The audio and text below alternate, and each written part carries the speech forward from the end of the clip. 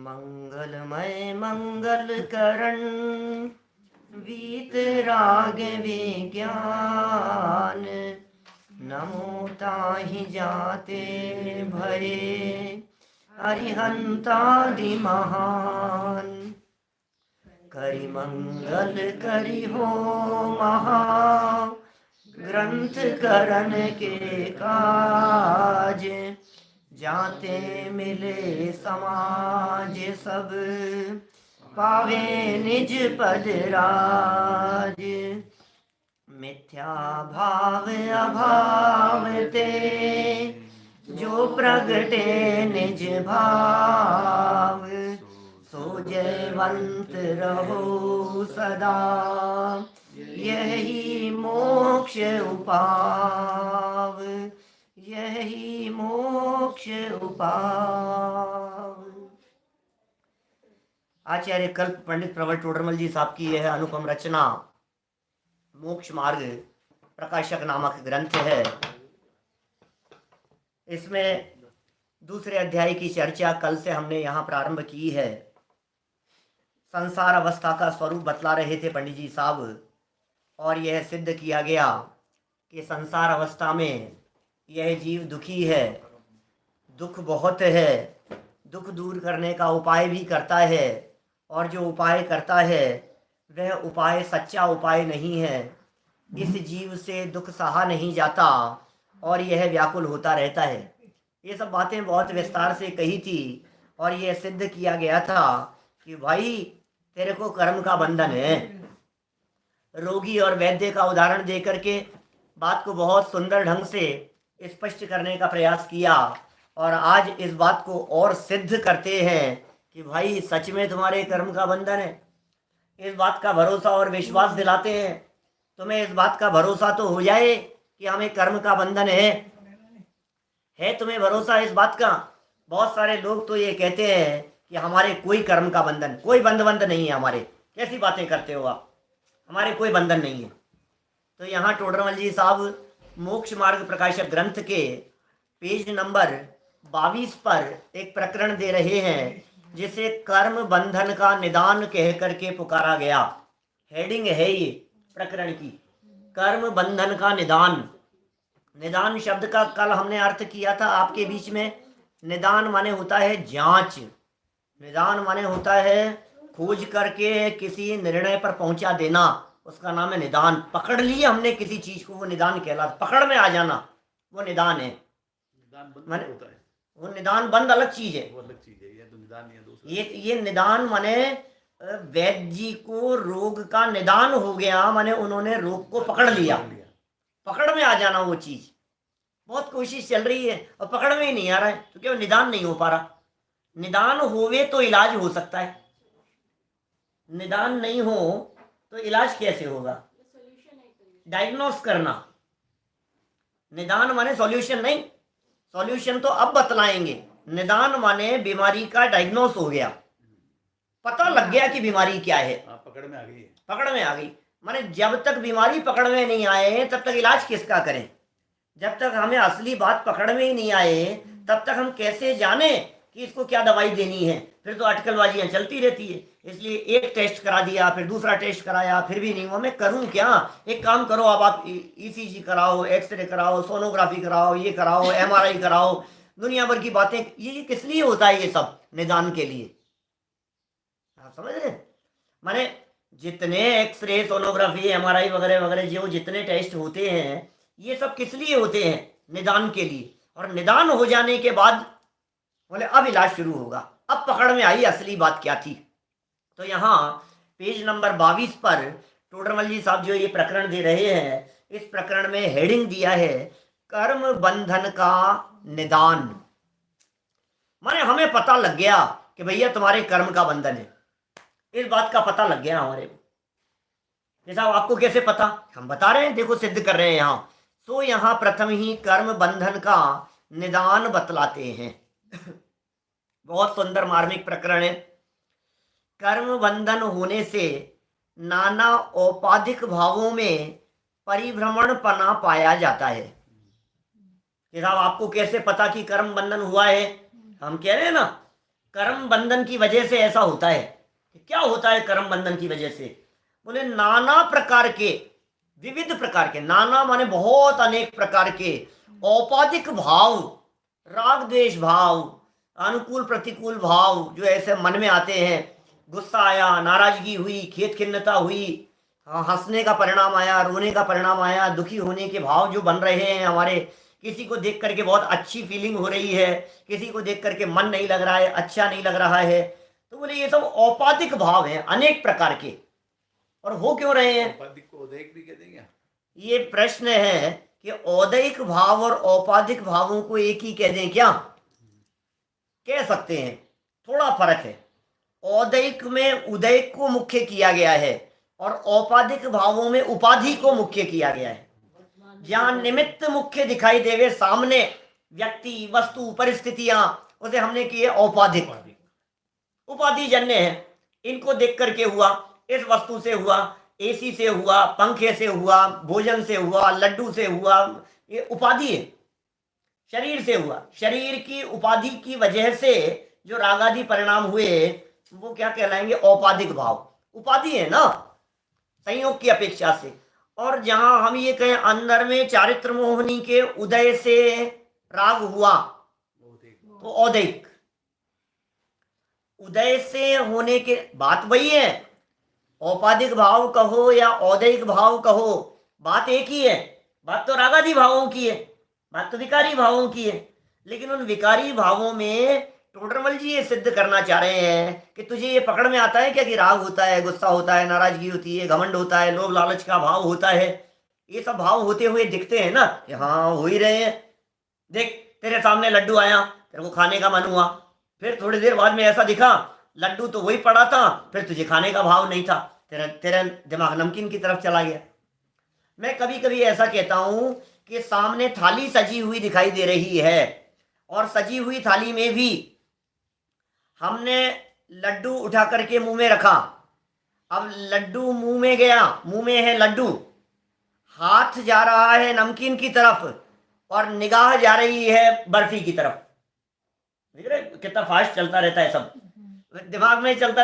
अभी अभी इसके अगला घास कौन सा खाना है, फिर ये खाऊंगा, चल रहे हैं। तो देख देख करके भाव बदलते हैं। प्रवचन सार में तो इनके लिए कैसे उदाहरण दिए हैं, विषयेषणा पैदा करे। ये जो भोग सामग्री है, ये जो पदार्थ हैं, ये जो संयोग हैं, ये तेरे हृदय में विषयों की इच्छा पैदा करते हैं। दादा तो इन बातों को समझाने के लिए कहते हैं, आजकल जो हमारी डाइनिंग टेबल के ऊपर जो फ्रूट्स वगैरह जो स्टाइलिश तरीके से प्रस्तुत किए जाते हैं, सजा करके प्रस्तुत किए जाते हैं, वो आकर्षित करते हैं चित्त को। बंद डिब्बे में किचन में पड़े हैं तो नहीं, सामने ला करके रखा है तो अट्रैक्शन होता है। आप देखिए अनार को खोल करके, कि संतरे को खोल करके किस तरह से सजा सजा करके उसकी पत्ते लीव्स बना करके, एक संतरे की क्या कहेंगे उसे, कली है, संतरे की उस कली को, पूरी कली नहीं, या तो उन कलियों को ही अच्छे से शेप बना करके सजा करके रखेंगे, नहीं तो फिर उस कली को बीच में से दो हिस्से किए और ऐसे खोल दिया, दो फाड़ कर दी, उसकी बीज निकाल दिए, दो फाड़ करके उसको सजा करके, माने ऐसे ऐसे स्टाइलिश नए नए रूपों में। तो इच्छा पैदा होती है, वो राग पैदा होता है। तो टोडरमल जी साहब यहाँ ये कहना चाह रहे हैं कि भाई ये जो विविधताएं दिखाई दे रही है, उपाधि भावों की विविधताएं दिखाई दे रही है, रागादि परिणामों की विविधता दिखाई दे रही है, इन विविधता के पीछे तेरे को ये पदार्थ हैं सामने वाले, और ये जो पदार्थ दिखाई देते हैं, इन पदार्थों के पीछे यदि कोई कारण है तो कर्म का बंधन है। तो नाना प्रकार, कहां से शुरू किया? कर्म बंधन था, ये सिद्ध कर रहे हैं। यदि कर्म बंधन नहीं होता तो इतनी विविधताएं नहीं दिखती। इन सारी विविधताओं के पीछे यदि कुछ कारण दिखाई दे रहा है, सुनो, आज कुर्ता दूसरा पहना है, कल कुर्ता दूसरा पहना था, 2 दिन पहले दूसरा था। बताओ बचपन से लेकर आज तक कितने शर्ट बदल लिए भाई साहब, बतलाना कितने शर्ट बदले बचपन से लेकर के आज तक, कितनी चप्पलें बदल लिए, कितने जूते बदल लिए हैं, कितने कपड़े बदल लिए हैं, कितने चश्मे बदल लिए आपने अभी तक। तो मैं आपसे ये पूछना चाह रहा हूं, हर चीज मिलना अलग कर्म के उदय से होता है, ये नियम है। आप क्या सोच रहे हैं? आपने जो शर्ट पहन रखी है इसके पीछे अलग कर्म का उदय है, और ये ऐसी वाली शर्ट पहनना ये अलग कर्म के उदय के निमित्त से बना है। ये कुर्ता पहनना ये अलग कर्म के उदय के निमित्त से है। दुनिया में कितने कुर्ते हैं जरा बतलाओ। अब कुर्ते कुर्ते की बात करो, कुर्ता मिलना क्या एक ही कर्म के उदय से होता है? कितने प्रकार के कुर्ते मिलेंगे। अभी जैसे मैं कुर्ते की कह रहा हूं, इस तरह से हर वस्तु पर लगा लेना। एक एक चीज जो आपको प्राप्त हुई है, हिंदुस्तान में जितने मकान हैं, एक व्यक्ति का मकान दूसरे व्यक्ति के मकान से मिलता नहीं है। इसका मतलब इस जैसा मकान मिलना अलग कर्म का उदय है। बगल वाले जैसा मकान है वो मकान मिलना अलग कर्म का उदय है। उसके बगल में जो मकान है वो मकान मिलना अलग कर्म के उदय से। डिफरेंट डिफरेंट टाइप के कर्म हैं। कर्म यदि डिफरेंट डिफरेंट टाइप के नहीं हो तो संयोगों में विविधता कैसे हो? दो व्यक्तियों की शक्ल एक जैसी नहीं है और दो व्यक्तियों की अकल एक जैसी नहीं है। मैं कर्म सिद्धांत पढ़ाते समय इन बातों को वहीं से शुरू करते हैं। बड़े दादा कहा करते थे ऐसी बात, समझ में आ रही है बात? मैं दो व्यक्तियों की शक्ल एक जैसी क्यों नहीं है, दो व्यक्तियों की अकल एक जैसी क्यों नहीं है? शक्ल और अकल के अंतर के पीछे कारण क्या है? तो टोडरमल जी कह रहे हैं कर्म बंधन होने से औपाधिक भाव दिखाई देते हैं। ये परिभ्रमण पना पाया जाता है, ये विविधता पाई जाती है। एक रूप रहना नहीं होता, ये एक रूप नहीं दिखाई देता है, एक रूपता नहीं दिखाई देती है। विविधता के को देखकर हम उसके पीछे के कारण को देख सकते हैं। अंतर क्यों है? आपकी साड़ी अलग और आपकी साड़ी अलग, ये अंतर क्यों है? बोलो। हर व्यक्ति यूनिक है, हर व्यक्ति यूनिक है। दो व्यक्तियों के शक्ल तो मिलती नहीं है, अकल तो मिलती नहीं है। अरे हमारी बॉडी का एक एक पार्ट यूनिक है। यहां तक हम गंभीरता से बात करें तो हमारे जो माथे का एक बाल है, ये बाल इस पूरे विश्व में किसी दूसरे व्यक्ति का नहीं हो सकता। क्या बाल को देख करके क्या उससे पकड़ में आ जाएगा? क्या पकड़ में आएगा उसका? डीएनए। इसका डीएनए अलग है। आंखों का रेटिना गजब हो गया। ये जो मोबाइल है ना, आजकल मोबाइल का लॉक खुल जाता है, फेस लॉक लगे रहते हैं। सब बच्चे बच्चे जानते हैं, युवा पीढ़ी सब जानती है। हमारे मोबाइल के वजह से जैसे ही उस मोबाइल को हमारी आंखों के सामने आएगा वो मोबाइल खुल जाएगा, लॉक खुल जाएगा उसका, दूसरे व्यक्तियों से नहीं खुलेगा। फिंगरप्रिंट, थंबप्रिंट, एक व्यक्ति के अंगूठे का निशान दूसरे व्यक्ति के अंगूठे के निशान से नहीं मिलता। क्या यूनिक है! हमारा अंगूठा यूनिक है, हमारे नाखून यूनिक है, हमारे बाल यूनिक है, हमारी आंखों का रेटिना यूनिक है, हर चीज यूनिक है। बोले ये डिफरेंट किस वजह से है? ये बताओ, कारण बताओ। आप तो हम आपसे पूछ रहे हैं, टोडरमल जी निदान कर रहे हैं ये। बोले भाई साहब सुनो, ये जो विविधता होती है, इस विविधता के पीछे कर्म बंधन ही कारण होता है। क्योंकि कर्म बंधन न हो तो विविधता न हो। कर्म बंधन के उदय के निमित्त से औपाधिक भाव पाए जाते हैं। औपाधिक भावों में विविधता दिखती है। देखो भाई, परलक्षी भाव एक रूप नहीं होते, स्वभाव के लक्ष्य से उत्पन्न भाव एक रूप होते हैं। क्या वीतराग भाव में एक रूपता है और रागादिक में अनेक रूपता है। अरे विश्व रूपत्व शब्द का प्रयोग किया है समय सार गाथा 73 की टीका में। ये क्रोधादि भावों का विश्व रूपत्व, अनेक रूपत्व।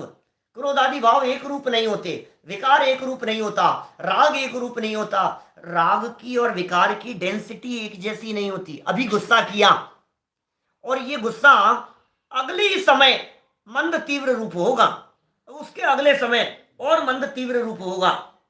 माने उसमें तारतम्य रूप अनंत प्रकार बनते हैं, अनंत भेद बनते हैं। दो व्यक्तियों का गुस्सा तो एक जैसा हो ही नहीं सकता। ध्यान देना क्या कह रहा हूं। दो व्यक्तियों का क्रोध तो एक जैसा हो ही नहीं सकता।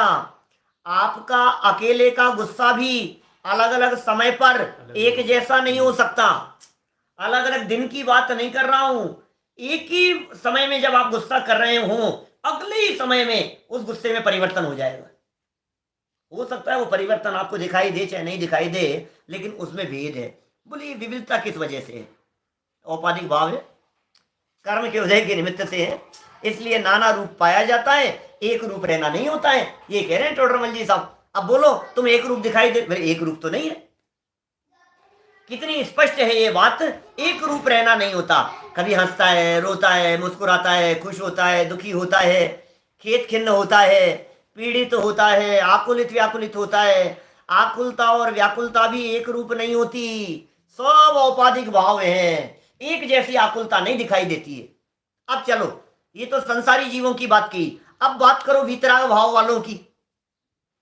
आपको मालूम है हमारे यहां शास्त्रों में श्रेणी चढ़ते समय एक गुणस्थान कहा जिसका नाम कहा अनिवृत्तीकरण। 9वें गुणस्थान का नाम है अनिवृत्तीकरण। सम्यक दर्शन की प्राप्ति होने के पहले 5 लब्धियां कही जाती है। उन 5 लब्धियों में अंतिम लब्धि का नाम है करण लब्धि। करण लब्धि के 3 प्रकार, अधःकरण, अपूर्वकरण, अनिवृत्तीकरण।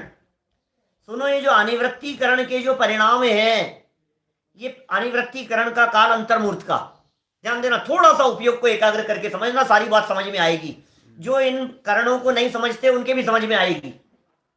अभी करण लब्धि वगैरह नहीं समझा रहा हूं, मेरे 5 लब्धियों के ऊपर प्रवचन है, उनमें करण लब्धि को बहुत अच्छे से समझाया है। करण लब्धि पूरे 1-2 घंटे चर्चा की है करण लब्धि के बारे में। अधःकरण, अपूर्वकरण, अनिवृत्तीकरण। अनिवृत्तीकरण नाम का एक शब्द है करणानुयोग में। उस अनिवृत्तीकरण में अंतर्मूर्त काल है, सिर्फ अनिवृत्तीकरण को देखना, अंतर्मूर्त काल है। बोले पहले समय में जैसे परिणाम अनिवृत्तीकरण में होते हैं, वैसे परिणाम अनादि काल से लेकर अनंत काल तक जब भी कोई जीव अनिवृत्तीकरण के पहले समय में होगा, उसके सेम टू सेम परिणाम होंगे। हर व्यक्ति के मैं अनिवृत्तीकरण के पहले समय में मेरी जितनी विशुद्धता हुई, बोले महावीर भगवान ने जब शेर की पर्याय में अनिवृत्तीकरण का पहला समय था ना, तो उसकी भी विशुद्धता मेरे बराबर थी। आदिनाथ भगवान ने जब सम्यक दर्शन की प्राप्ति की थी और अनिवृत्तीकरण का परिणाम था, तो उस समय उनकी विशुद्धि भी मेरी विशुद्धि के बराबर और मेरी भी उनके बराबर। बोले अनादि काल से जो जो जीव अनिवृत्तीकरण के पहले समय में आएगा, सबकी विशुद्धि बराबर। दूसरे समय में जो जीव होगा, उन सब जीवों की विशुद्धि दूसरे समय वालों के बराबर। मैं ये बात इसलिए कह रहा हूं आपको कि ये जो विशुद्धि स्वभाव की तरफ झुके हुए परिणामों की है, उसमें तो एक रूपता है। समझ में आ रही है बात? जो अरे भाई, विविध चीजों को देखेगा तो विविध परिणाम होंगे, और एक स्वभाव को देखेगा तो एक रूप परिणाम होंगे। कितनी सिंपल सी बात है भाई। स्वभाव एक रूप है तो उसके लक्ष्य से उत्पन्न होने वाले परिणाम एक रूप है। क्षायिक भाव वाला है तो उसके सबके एक जैसे परिणाम। अरे क्षायिक भाव वाले के परिणाम एक जैसे नहीं कहेंगे अभी अपन, वो अनिवृत्तीकरण की विशेष परिस्थिति कही, इसीलिए 9वें गुणस्थान से ऊपर वाले जीवों पर लगाओ, या फिर ऐसे क्षायिक भाव वाले लगाओ जो क्षायिक भाव वाले अनंत सिद्ध हो गए हैं, उनके सब समान है। अभी क्षायिक भाव वालों के जो चतुर्थ गुणस्थानवर्ती है, वो क्षायिक भाव वाले के अकेला क्षायिक भाव नहीं है, उसके औदैहिक भाव भी है, औपाधिक भाव भी है।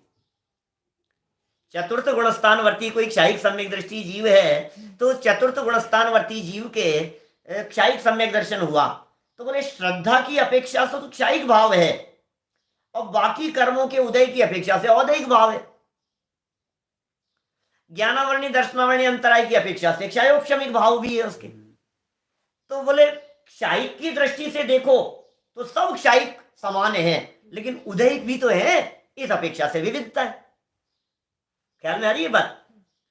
माने क्षायिक पने की दृष्टि से देखो तो सब क्षायिक भाव वाले एक समान हैं। क्षायिक पन की दृष्टि से देखो तो, क्षायिक पने की दृष्टि से, इसलिए सब एक समान, और उदय की दृष्टि से देखो तो विविधता। बोले क्षायिक का आधार क्या है? क्षायिक का आधार है स्वभाव। कितनी सुंदर बात कही है। देखो वापस पढ़ता हूं, लाइन देखो। कर्म बंधन होने से नाना औपाधिक भावों में परिभ्रमणपना पाया जाता है। औपाधिक भावों में परिभ्रमणपना, परिभ्रमण कर रहा है अनादि काल से। अरे औपाधिक भावों के परिभ्रमण पने को बतलाएं तो हम कह सकते हैं इस शब्द में टोडरमल जी साहब भाव परावर्तन को छिपाए बैठे हैं। परिभ्रमण है ना, परिभ्रमण, परिभ्रमण 5 प्रकार का होता है। क्या? चाहूं गति दुख जीव भरे हैं, परिवर्तन पंच करे हैं। परिवर्तन, परिभ्रमण, 5 प्रकार का परिवर्तन, 5 प्रकार का परिभ्रमण, द्रव्य परिवर्तन, द्रव्य परावर्तन, क्षेत्र परावर्तन, काल परावर्तन, भव परावर्तन, और ये जो भाव परावर्तन है ना, भाव परावर्तन, भाव परावर्तन, ये टोडरमल जी साहब कह रहे हैं ये परिभ्रमण है, ये भावों में परिभ्रमण पना, इसका नाम भाव परावर्तन। क्या होता है भाव परावर्तन? कल्पना कर सकते हो आप भाव परावर्तन क्या चीज है? भाव परावर्तन को कैसे समझें? बोले अनंत अनंत प्रकार के भाव होते हैं, अनंत अनंत प्रकार के भाव होते हैं, अनंत अनंत अनंत अनंत प्रकार के भाव होते हैं। आप कहेंगे सब समझ में नहीं आती, कैसे होंगे? शुभ भाव अशुभ भाव 2 तरह के सुने हैं हमने तो। किसी जीव को शुभ भाव होता है, किसी जीव को अशुभ भाव होता है, अच्छे भाव होते हैं, खोटे भाव होते हैं। हम आपसे पूछे, बोलो कल दिन भर में सुबह से शाम तक आपने कितने प्रकार के भाव किए? बताओ। शुभ अशुभ और के 2 4 10 तरह के, 50 तरह के मान लो, और क्या होगा? इससे ज्यादा क्या होगा?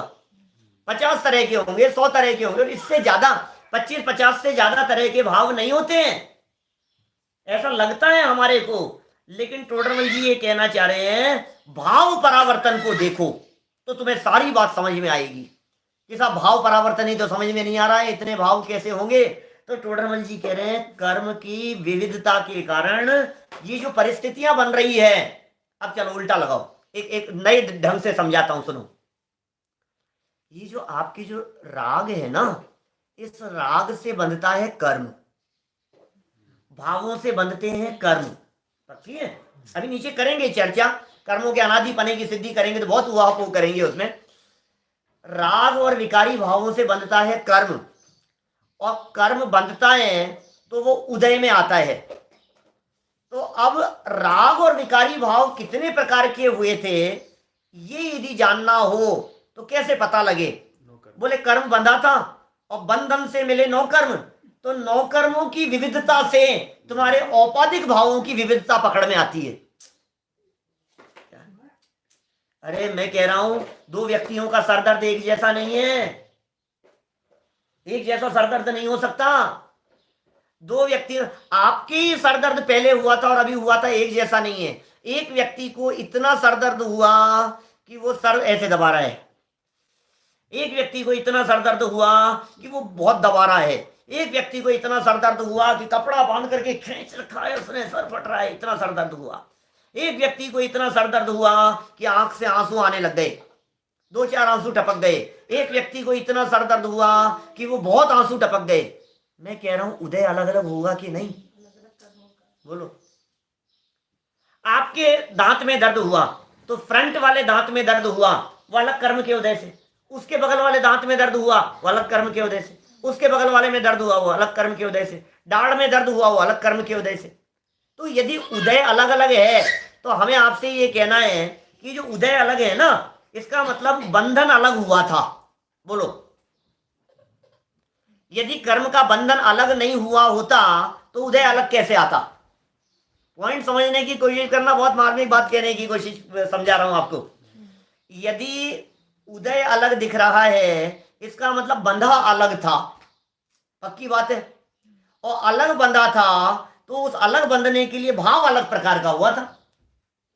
भाव अलग प्रकार का होगा तो बंधन अलग प्रकार का होगा, बंधन अलग प्रकार का होगा तो उदय अलग प्रकार का होगा। बोले इससे ये प्रूव होता है कि तेरा नाना प्रकार के औपाधिक भावों में परिभ्रमण पना पाया जाता है, एक रूप रहना नहीं होता, एक रूप रहना नहीं होता, एक रूप रह ही नहीं पाता है। ये क्या करें? हर समय अलग अलग, बेडरूम में जाता है तो अलग तरह के भाव होते हैं, गद्दे पर बैठता है तो अलग होते हैं, सोता है तो अलग तरह के भाव होते हैं, भाव बदलते रहते हैं। कभी गर्मी लग रही है, कभी ऐसे करने का भाव आता है, कभी पंखा चलाने का भाव आता है, कभी एसी तेज करने का भाव आता है, कभी एसी कम करने का भाव आता है, कभी एसी बंद करने का भाव आता है। कभी कहते हैं गर्मी लग रही है चलाओ, फिर कहते हैं ठंड लगने लग गई बंद करो। क्या करें? मंदिर में भी भगवान को एक रूप रहना नहीं होता। कभी अलग अलग, कभी कभी अच्छे परिणाम हाँ। बहुत उत्कृष्ट और कभी- भगवान के दर्शन कर रहा है, एक जैसे ही दर्शन करता है क्या? एक जैसे भावों से कर रहा है क्या? अरे भगवान तो छोड़ो, आप अपने बच्चे को एक जैसे परिणामों से नहीं देखते क्या? हस्बैंड को एक जैसे परिणामों से नहीं देखते, माता पिता को एक जैसे भावों से नहीं देखते। ये विविध रूपता होगी ही होगी क्या? आप इस विविधता को यदि गहराई से जानना और समझना चाहते हैं तो जिनागम में जहां जहां पंच परावर्तनों में भाव परावर्तन की चर्चा की है उसे देखेंगे तो आपको समझ में आएगा एक रूप रहना नहीं होता। और ये औपाधिक भावों में परिभ्रमण पना, ये कह करके पंडित जी क्या कहना चाहते हैं? नौवें ग्रेव जैसे भाव हो गए अनंत। नौवे ग्रेव जैसे भाव हुए इस जीव के। अब सुनो, एकेंद्रीय अवस्था से लेकर एकेंद्रीय निगोध क्षुद्र भाव, वहां से लेकर एक एक स्टेप बढ़ाते बढ़ाते बढ़ाते बढ़ाते बढ़ाते नौवें ग्रेविक तक यह जीव अनंत बार जन्मा। तो अलग अलग अवस्थाएं हुई ना, तो ये डिफरेंट डिफरेंट अवस्थाओं के पीछे कारण क्या था? बोले विविध प्रकार के औपाधिक भाव। एक व्यक्ति निगोदिया बना, एक व्यक्ति बिल्ली बना, एक व्यक्ति कुत्ता बना। तो क्यों भाई, कुत्ता क्यों बना? अलग तरह के भाव है। बिल्ली क्यों बना? अलग तरह के भाव है। अब सुनो, कुत्ता बना तो कुत्ता भी, हिंदुस्तान का कुत्ता बनना अलग कर्म का उदय है, और पाकिस्तान का कुत्ता बनना अलग कर्म का उदय है, और अमेरिका का कुत्ता बनना अलग कर्म का उदय है। समझ में आ रही? क्षेत्र अलग अलग मिला ना उसको, तो अलग कर्म के उदय से मिला। अब क्षेत्र अलग के साथ साथ में परिस्थितियां अलग अलग लगाना। एक मेम साहब की गोदी में चलता है, वो अलग कर्म के उदय वाला कुत्ता है क्या? एक गली में घूमता है, वो अलग प्रकार के उदय वाला कुत्ता है। तो अलग अलग तरह है, ये कह रहे हैं। चलिए, इसलिए कर्म बंधन सहित अवस्था का नाम संसार अवस्था है भाई साहब। बंधन सहित अवस्था का नाम संसार अवस्था है, और बंधन रहित अवस्था का नाम मुक्त अवस्था है, सिद्ध अवस्था है। संसार अवस्था में यह जीव कर्म बंधन से रहित हो जावे, ऐसा हो नहीं सकता। यह जीव कर्म बंधन सहित ही है, ये प्रूफ होता है। शरीर है तुम्हारे तो सिद्ध हो रहा है। शरीर है क्यों? सर में बाल कितने? मैं तो कहता हूं बालों की संख्या भी आपके उदय पे निर्भर करती है। रोजाना बालों को देख देख करके, चेहरे को देख देख करके अलग अलग तरह के औदिक भाव होते, औपाधिक भाव होते। इन सब का नाम संसार है। चलिए, हाँ, बाल नहीं रहेंगे खोपड़ी में, वो भी कर्म, बाल नहीं रहेंगे वो भी कर्म के उदय से हैं, और कितने रहेंगे वो भी कर्म के उदय से हैं। आगे से जाएंगे कि पीछे से, बीच में से जाएंगे कि किधर से, ये सब अलग अलग तरह के कर्म के उदय से हैं। सफेद होंगे कि काले, और कितनी संख्या में रहेंगे, कितने घने रहेंगे, सब अलग अलग कर्म के उदय से हैं। और उदय माने बंधन, उदय माने बंधन था तो उदय हुआ ना, ये कह रहे हैं। बंधन नहीं होता तो उदय कैसे होता, और उदय नहीं होता तो परिस्थिति बदलती कैसे? और परिस्थिति एकदम बदल गई। ओहो, मैं आपसे पूछता हूं, पिछले 3 महीने में इस दुनिया की परिस्थिति एकदम नहीं बदल गई क्या? बताओ, 2 महीने में, 2.5 महीने में पूरी बदल गई। पूरी दुनिया की परिस्थितियां सपने में भी नहीं सोच सकते थे। पूरा हिंदुस्तान और पूरी दुनिया एक झटके से, जो व्यक्ति जिस मकान में है उसी मकान में कैद होकर एक ऐसी परिस्थिति बदल गई एकदम झटके से। ये क्या हुआ? ये समय नहीं लगता समय बदल जाने में। क्या समय नहीं लगता है समय बदल जाने में? ऐसे बदल जाता है एकदम झटके से, समय बदल गया, परिस्थितियां बदल गई। चलो देखो क्या क्या कहते हैं, यहां देखो क्या कह रहे हैं, सुनो ध्यान से सुनना। क्या बात कह रहे हैं? इस संसार अवस्था में अनंत अनंत जीव द्रव्य हैं। सुनना, थोड़ी गजब की बात है। संसार अवस्था में जीव कितने हैं? बोलो। सिद्ध में भी अनंत हैं, मुक्त जीव भी अनंत हैं, और संसार अवस्था में भी कितने हैं? अवस्था में अनंत अनंत जीव द्रव्य हैं। वे अनादि ही से कर्म बंधन सहित हैं। जितने संसार में जीव हैं अनादि काल से कर्म बंधन से। अच्छा सोचो, यदि वे अनादि काल से कर्म बंधन सहित नहीं होते तो फिर उनको मुक्त मानना पड़ता। समझ में आ रही है बात आपको? यदि उनको अनादि से कर्म बंधन नहीं मानोगे तो फिर उनको मुक्त मानना पड़ेगा, क्योंकि बंधन ऐसा नहीं हो सकता। देखो आगे पढ़ते हैं, 2-3 लाइन पढ़े तो बात ख्याल में आएगी। ऐसा नहीं है कि पहले जीव न्यारा था और कर्म न्यारा था। बाद में इनका संयोग हुआ। ऐसा नहीं हो सकता। जीव तो पहले अलग था, शुद्ध था जीव, फिर कर्मों ने आकर के बांध लिया बेचारे को, अब बेचारा बंध गया। क्या पहले तो जीव शुद्ध था, कर्मों ने बांध लिया, साहब मैं क्या करूं? अरे नहीं भाई, तू अनादि से बंधन सहित ही अवस्था में है। अनादि से यदि बंधन सहित अवस्था में नहीं होता तो हम तुझे मुक्त कहते, फिर मुक्त अवस्था के बाद संसार अवस्था होने का प्रसंग आ जाता। ऐसा तो होता नहीं। कब से चला आ रहा है ये तेरा सिलसिला? इस जन्म के पहले कोई और जन्म था, उस जन्म के पहले कोई और जन्म था, उस जन्म के पहले कोई और जन्म था, उसके पहले कोई और जन्म था, कि कभी तो इससे रहित होगा कि कभी नहीं। अनादिकाल से ये जीव है और कर्म बंधन सहित ही है। ऐसा नहीं हो सकता कि पहले दोनों न्यारे न्यारे हो और बाद में इनका संयोग हुआ हो। तो फिर कैसे है ये बताओ साहब, फिर है कैसे ये तो बताओ। तो टोडरमल जी ने एक एग्जाम्पल दिया, जैसे मेरुगिरी आदि अकृत्रिम स्कंधों में अनंत पुद्गल परमाणु अनादि से एक बंधन रूप है। मेरु पर्वत आप जानते हैं, जो भी हमारे को आंखों से दिखाई देते हैं पुद्गल, ये पुद्गल स्कंध रूप होते हैं। पुद्गल जो एक्चुअल जो पुद्गल द्रव्य है वो पुद्गल द्रव्य परमाणु, परमाणु पुद्गल द्रव्य है, केवल ज्ञान का विषय। वो केवल ज्ञान का विषय है। अब हमें जो कुछ भी दिखाई देता है, फॉर एग्जाम्पल ये ग्रंथ है, ये है तख्ती है, टेबल है, कुर्सी है, मकान है, जमीन है, दुकान है, दीवार है, जो कुछ भी हमारे को दिखाई दे रहा है ये सब पुद्गल नहीं है। क्या बात कह रहे हो? पुद्गल नहीं है? स्कंद। अरे पुद्गल असली पुद्गल द्रव्य नहीं है, ये एक पुद्गल नहीं है, ये अनंत पुद्गलों की मिली जुली एक अवस्था है, स्कंद है। ऐसे मेरु पर्वत की बात करो, अभी इनकी जो अवस्थाएं बदलती दिखती है ना, इनमें बात नहीं कर सकते अपन। आप ये कहेंगे पहले कुछ नहीं था, फिर हमने एक एक ईंट जुड़वा करके ये मकान खड़ा करवाया। अब वो एग्जाम्पल दे रहे हैं टोडरमल जी मेरु पर्वत का। सुमेरु पर्वत है, देखो जरा उदाहरण क्या है, 2-3 लाइन पढ़ता हूं फिर इसकी बात समझाऊंगा। पहले उदाहरण समझेंगे फिर अपन सिद्धांत समझेंगे। जैसे मेरु पर्वत आदि अकृत्रिम स्कंधों में अनंत पुद्गल परमाणु अनादि से एक बंधन रूप है। एक बंधन रूप है। एक बंधन कैसा है? एक क्षेत्रावगाह है, द्रव्य क्षेत्र काल भाव एक जैसे नहीं है, ध्यान देना, बात करेंगे अभी अपन। एक बंधन रूप है, सिर्फ क्षेत्र एक है।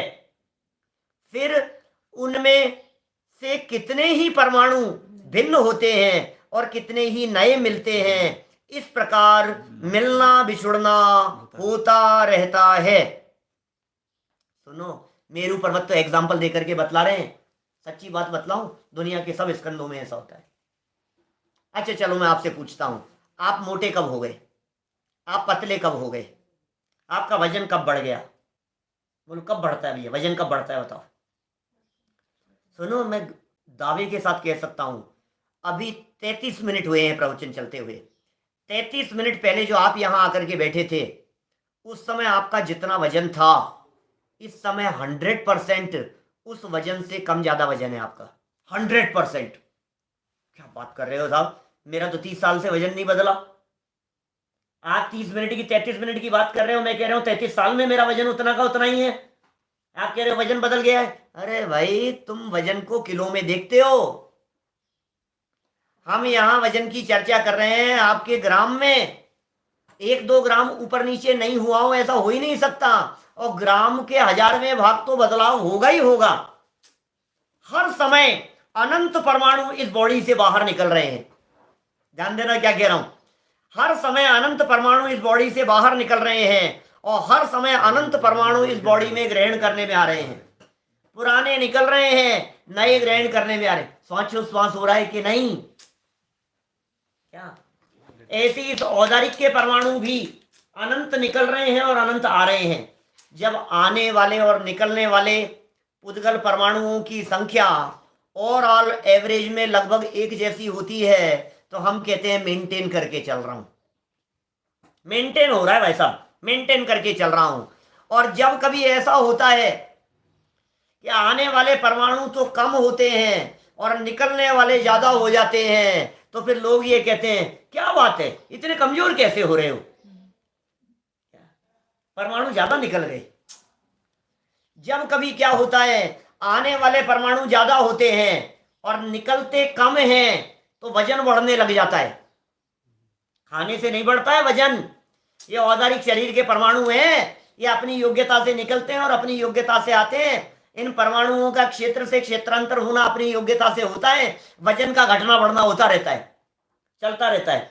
देखो क्या होता है, बहुत अच्छा शरीर, हष्ट पुष्ट शरीर था, अचानक दस्त लग गए तो क्या हुआ, बहुत सारे परमाणु निकल गए, वोमिटिंग हो गई, लूज मोशन हो गए, तो क्या हो गया, तो बहुत सारे निकल गए ना, वीकनेस आ गई, कमजोर हो गया। पिछले 2 दिनों के अंदर 3 किलो वजन कम हो गया। कैसे हो गया भाई साहब, लूज मोशन हो गए थे, तो बहुत सारे परमाणु निकल गए। तो ये परमाणुओं का निकलना और आना ये होता रहता है, और फिर भी शरीर ज्यों का त्यों बना रहता है। ऐसे मेरू पर्वत की बात कह रहे हैं, सुमेरु नाम का पर्वत। सुमेरु पर्वत कब से है भाई साहब, अनादिकाल से। सुमेरु पर्वत कब तक रहेगा, अनंत काल तक रहेगा। सुमेरु पर्वत की रचना किसके आधार पर है, बोले अनंत पुद्गल परमाणुओं के आधार पर है। पुद्गल स्कंद है ना वो, तो उस मेरू पर्वत में भी अनंत पुद्गल निकल रहे हैं हर समय मेरू स्कंद में से, और हर समय नए आ रहे हैं। लेकिन फिर भी देखो तो क्या कहेंगे, मेरू पर्वत। मेरे को आपने कल देखा था, कल सुना था कि हाँ सुना था, तो क्या कौन था कि संजीव गोधा। आज देख करके आपने क्या कहा, कौन है कि संजीव गोधा। इतना बदल जाने के बावजूद भी वही नाम, इतना बदल जाने के बावजूद भी कि हाँ वही, क्या फर्क पड़ता है। तो ये प्रूफ करना चाह रहे हैं, ये मिलना बिछुड़ना होता रहता है और अवस्था बनी रहती है, ये कह रहे हैं यहाँ। देखिए आप कितनी बातें कर दी। मेरू पर्वत आदि अकृत्रिम स्कंदों में, आदि में और भी लगाना, जम्बूद्वीप की रचना, हिमवन पर्वत, महाहिमवन पर्वत, अकृत्रिम चैत्यालयों की रचना, ये सब शाश्वत हैं। पंचमेरु है, नंदीश्वर द्वीप की रचनाएं हैं, ये सब शाश्वत हैं। दुनिया भर की ऐसी परिस्थितियां, सुबह ये क्या नाम है, सूर्य है, चंद्रमा है, आपको क्या लगता है ये सूर्य चंद्रमा है, ये वही है अनादिकाल से, एक ही है। सुनो, ये विमान है सूर्य चंद्रमा, ये पृथ्वी कायिक है, इनमें पृथ्वी का एक जीव रहता है। वो पृथ्वी का एक जीव अपनी आयु पूरी करके चला जाता है और दूसरा जीव आकर के उसमें पृथ्वी का एक रूप से जन्म ले लेता है।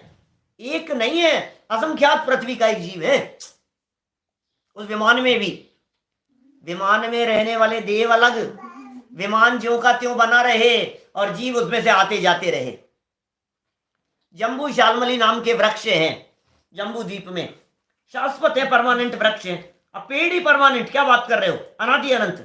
जीव निकल जाता है, जीव आ जाता है, पुद्गल स्कंद की ज्यों की त्यों संरचना बनी रहती है। अपने शरीर में कितने जीव आते रह जाते हैं, शरीर में भी अनंत जीव आ रहे हैं और अनंत जीव जा रहे हैं, तो वातावरण उस तरह का बन जाता है। अभी ये जो चल रहा है ना कोरोना की परिस्थिति, कोरोना, ये कोरोना जीव है कि पुद्गल है, चेतन है क्या, चेतन है, क्या चीज है, चेतन है। कोरोना चेतन है, सुनो, ये अचेतन है या चेतन है। अब बड़ा बड़ा दिमाग काम नहीं करता है। सुनो भाई बात, ये वायरस जो होते हैं ना, ये वायरस होते हैं क्योंकि ये मैन मेड है। अब ये है अचेतन, मैन मेड है ना, ये है अचेतन। लेकिन जैसे ही ये बॉडी के संपर्क में आते हैं, इनमें चेतनता आ जाती है, ये जीव हो जाते हैं। ये जो शरीर के संपर्क में आए, ये हो गए जीव। तो जितने बॉडी में जो कोरोना के वायरस दिखाई दे रहे हैं, जो संक्रमित जीव दिखाई दे रहे हैं, अचेतन चेतन कैसे हो जाएगा, अचेतन चेतन नहीं होता है। उन अचेतन पुद्गल परमाणुओं के एक विशिष्ट प्रकार की योग्यता होती है, वातावरण एक विशिष्ट प्रकार का बनता है जिसमें सम्मूर्छन जीव उत्पन्न हो जाते हैं। एक इंद्रिय से लेकर के 4 इंद्रिय जीवों की उत्पत्ति के लिए एक विशिष्ट प्रकार का वातावरण चाहिए होता है, और उस विशिष्ट प्रकार के वातावरण में वो अपने आप उत्पन्न हो जाते हैं। जैसे देखिए, मैं एग्जांपल देता हूं आपको, अग्निकायिक जीव, जीव अग्निकायिक है ना। आपने माचिस जलाई तो अग्निकायिक जीव को उत्पन्न किया कि नहीं आपने, क्या हुआ, आपने गैस जलाई तो अग्नि बन गई ना वो। तो अग्निकायिक जीव कैसे कैसे जन्म ले लिया कि वो एक ऐसा एटमॉस्फेयर, एक ऐसा वातावरण क्रिएट हुआ जिस वातावरण में अग्निकायिक जीव का जन्म हुए।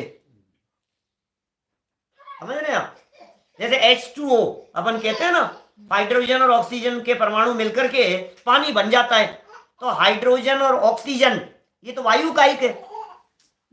हाइड्रोजन और ऑक्सीजन ये दोनों तो वायु है ना, H2O, और इनसे क्या हुआ, जल बन गया। अब पानी है वो जलकायिक है।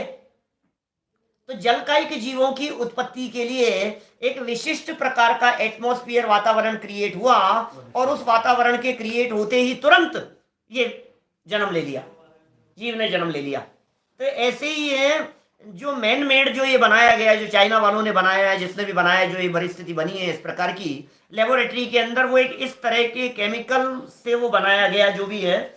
तो अब उसको बनाने के बाद बोले वो जहां लग गया, जैसे वो कोरोना के परमाणु हैं, वो स्टील पर है, धातु पर है, मेटल पर है तो अचेतन है। धातु पर मेटल पर रहेंगे तो अचेतन है। और किसी ह्यूमन बॉडी के संपर्क में आया तो उसमें चेतनता का संचार हो गया, वो चेतन हो गया। समझ में आ रही है बात आपको? तो ये समूर्छन है भाई साहब, समूर्छन है। लोग ऐसा पूछ रहे हैं कि जीव से जीव कैसे उत्पन्न हो रहा है, ऐसे प्रश्न आ रहे हैं बहुत सारे। एक जीव से नया जीव कैसे उत्पन्न हो रहा है, कि जीव में से जीव बनते जाते हैं, ऐसा होता जाता है कि नहीं। पुद्गल परमाणुओं की एक विशिष्ट प्रकार की योग्यता जहां जैसी होती है वहां जीव जन्म ले लेता है। मच्छर कैसे जन्म ले लेते हैं, कीड़े मकोड़े कैसे जन्म ले लेते हैं। आपने कभी ऐसा नहीं देखा, बरसात के दिनों में हम घर की बालकनी में खड़े हुए थे, रोड लाइट जल रही थी, और अचानक हमने देखा लाखों मच्छर आ गए। ये क्या हुआ, ये कहां से पैदा हो गए? वातावरण अचानक ही पैदा हो गए। जब भोग भूमि का काल समाप्त होता है ना, भोग भूमि का काल, तो असंख्य अनगिनती असंख्यात जैसे मच्छर, एक इंद्री, दो इंद्री, विकलत्रय जीव, ये सब अपने आप वातावरण में अचानक पैदा हो जाते हैं, झुंड के झुंड पैदा हो जाते हैं ऐसे अपने आप ही। ये क्या नाम है इनका, मेंढक वगैरह, बारिश के दिनों में, और हजारों की संख्या, इतने इतने से मेंढक, इतने इतने से मेंढक, हजारों लाखों की संख्या में टर टर टर टर पैदा हो जाते हैं। ये कैसे पैदा हो गए? वातावरण मिल गया उनको। गजैया पैदा हो जाती है, चींटियां पैदा हो जाती है। कभी आपने देखा होगा अपने बाथरूम में, वॉशरूम में, बाल्टी के नीचे अचानक लाखों चींटियां। लोग ऐसा पूछते हैं कि भाई ये चींटियां तो अंडज होती है। अंडज नहीं होती, वो सम्मूर्छन होती है। अंडज नहीं होते, अंडे से जिनका जन्म होता है वो सब गर्भज होते हैं। उनके जो सफेद सफेद जो पूर्व आकार दिखाई दे, धवला में ऐसा प्रश्न उठाया, धवला में वीरसेन आचार्य देव ने ऐसा प्रश्न उठाया कि साहब चींटियों के तो सफेद सफेद से अंडे दिखाई देते हैं, तो अंडज हैं। मक्खियों के अंडे दिखते हैं, ऐसे ऐसे साइंस वाले कहते हैं। तो बोले नहीं, ऐसा नहीं है। वीरसेन स्वामी ने कितने सैकड़ों वर्ष पहले, आपके साइंस नहीं थी उस समय उन्होंने जवाब दिया कि नहीं भाई साहब ऐसा नहीं है, आप गलतफहमी में हैं। सच्चाई यह है कि वो उनके जन्म की पूर्व अवस्था है, बस इतना। यदि वे गर्भज होते तो हम आपसे पूछ रहे हैं मिनटों और सेकंडों में इतने जीव गर्भ में आकर कैसे पैदा हो गए। यदि वे गर्भज होते, हम चींटियों की बात कह रहे हैं ना, बाल्टी के नीचे लाखों, कभी आपने देखी होगी, कभी प्रसंग मेरे साथ में बना है एक दो बार बचपन में ऐसा, एकदम पानी की बाल्टी भरी हुई है गर्मियों के दिनों में, और अचानक क्या हुआ, नीचे देखा ढेर लग गया। ये क्या हुआ, लाखों चींटियां कहां से आ गई ये, अभी तक तो बिल्कुल नहीं थी, ये कैसे हो गया? सम्मूर्छन है, वातावरण से पैदा हो जाते। इसी तरह से जो कोरोना है ये भी सम्मूर्छन है, वातावरण से पैदा हो जाते, एटमॉस्फेयर से पैदा हो जाते। मुझे तो ये कहना है पुद्गल परमाणुओं का आना जाना निरंतर चलता रहता है, और अनादिकाल से वो स्कंद, चाहे वो मेरू पर्वत वाला स्कंद हो, चाहे वो सूर्य चंद्रमा वाला स्कंद हो, वो स्कंद ज्यों का त्यों बना रहता है, ये कह रहे हैं। अब देखिए फिर उनमें कितने ही परमाणु भिन्न होते हैं, निकल जाते हैं, कितने ही नए मिलते हैं, इस प्रकार मिलना बिछुड़ना होता रहता है। ये तो एग्जाम्पल दिया। अब सिद्धांत क्या बताना चाह रहे हैं? उसी प्रकार इस संसार में एक जीव द्रव्य, संसार अवस्था में जीव तो एक, और अनंत कर्म रूप पुद्गल परमाणु, उनका अनादि से एक बंधन रूप है। अनादि काल से कर्म और जीव एक साथ बंधन रूप है। ये बंधन बहुत विशिष्ट प्रकार का है। कल करूंगा थोड़ी मार्मिक चर्चा, संबंध की बात बतलाएंगे, आज तो समय हो गया है अपना।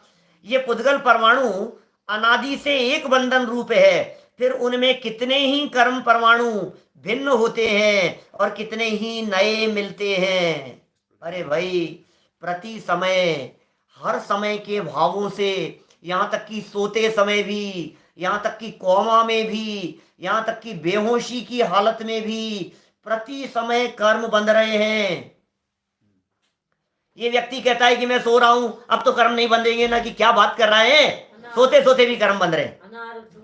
अनाहारक थोड़ी ने, गर्भ में बनते हैं, सोते हुए बंध रहे हैं, कोमा में पड़ा है तो बंध रहे हैं, बेहोशी की हालत में तो बंध रहे हैं। हर समय इसको कर्म बंधते रहते हैं, कितने ही नए कर्म बंधते, और अकेले बंध ही नहीं रहे हैं, फल देते ही छूट भी रहे हैं।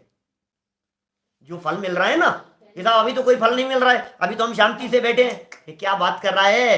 क्या मनुष्य गति कर्म का उदय नहीं चल रहा है? मनुष्य आयु कर्म का उदय नहीं चल रहा है? क्या सैनी पंचेंद्रीयपन का उदय नहीं चल रहा है? तो सैनी पंचेंद्रीय है ना वर्तमान में, आंखें काम कर रही है, उदय नहीं चल रहा है, कान काम कर रहे हैं, उदय नहीं चल रहा है, गर्मी सर्दी जैसा भी तू महसूस कर रहा है, ये उदय चल रहा है ना, तो फल मिल रहा है।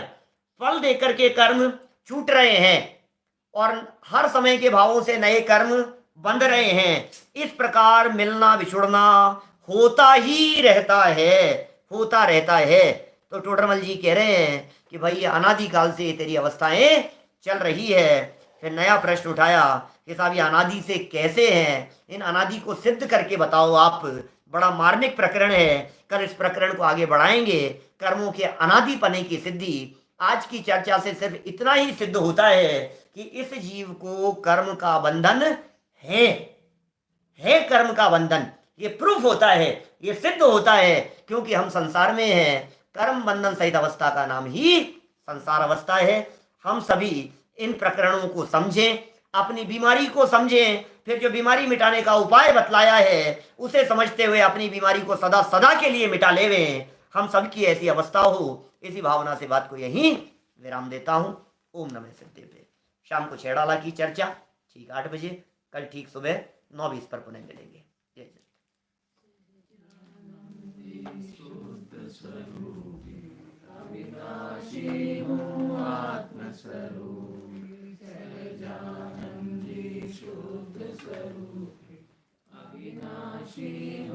आत्मस्वरूप सहजानंदी शुद्ध स्वरूपी, अविनाशी हूँ आत्मस्वरूप। सूझे लोकालोक, सोवाणी मस्तक